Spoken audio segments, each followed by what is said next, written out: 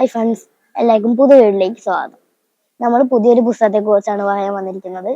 അപ്പൊ നമ്മൾ എവിടെ നിൽക്കുന്നു നോക്കൂ, ഒരു റെയിൽവേ സ്റ്റേഷനിലുള്ളത്. ഇനി ആ സ്ഥലം ആണെങ്കിൽ നോക്കി നോക്കൂ, ഒറ്റപ്പാലം.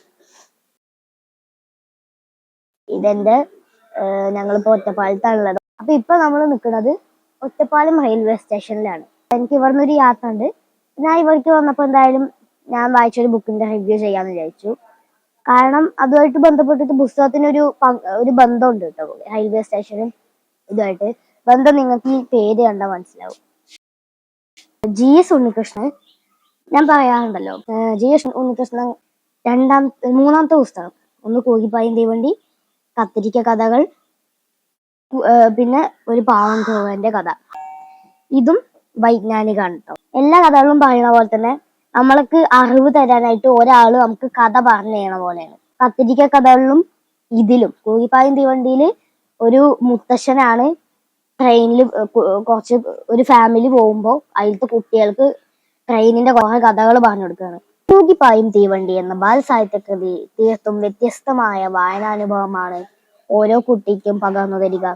ഒരു ട്രെയിൻ യാത്രയുടെ രസകരമായ അനുഭവങ്ങളും കാഴ്ചകളും പറഞ്ഞു തരുന്നതോടൊപ്പം തീവണ്ടിയും ചരിത്രവും വളർച്ചയും മറ്റു കാര്യങ്ങളെല്ലാം തന്നെ കുട്ടികളുടെ മനസ്സായെന്ന് GS ഉണ്ണികൃഷ്ണൻ ഹൃദ്യമായി വിവേചിച്ചു തരുന്നു.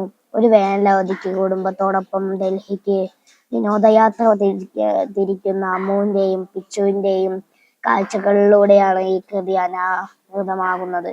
നിങ്ങൾ ഇത് വായിക്കുമ്പോൾ ശ്രദ്ധിച്ചൊന്നും അറിയില്ല, അമ്മുവിന്റെയും പിച്ചുവിന്റെയും കാഴ്ചകളിലൂടെയാണ് ഈ കൃതി അനാഹൃതമാകുന്നത്. പിച്ചു, നല്ലൊരു പേര് അല്ലേ?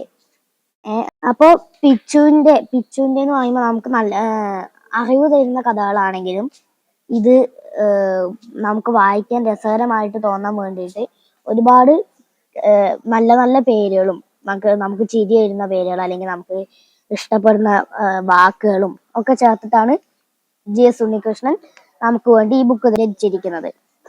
അപ്പൊ ഈ പുസ്തകം പ്രസിദ്ധീകരിച്ചിരിക്കുന്നത് പൂർണ്ണ പബ്ലിക്കേഷൻസ് ആണ്. 48 പേജുകളാണുള്ളത്. ഈ പുസ്തകത്തിന് 33 രൂപയുള്ളത്. അപ്പോ GS ഉണ്ണികൃഷ്ണന്റെ വേറൊരു പുസ്തകമാണിത്. വളരെ വൈജ്ഞാനികമേറുന്ന പുസ്തകമാണിത്. എല്ലാ കൂട്ടുകാരും ഈ പുസ്തകം വായിച്ചു നോക്കാം. Thank you.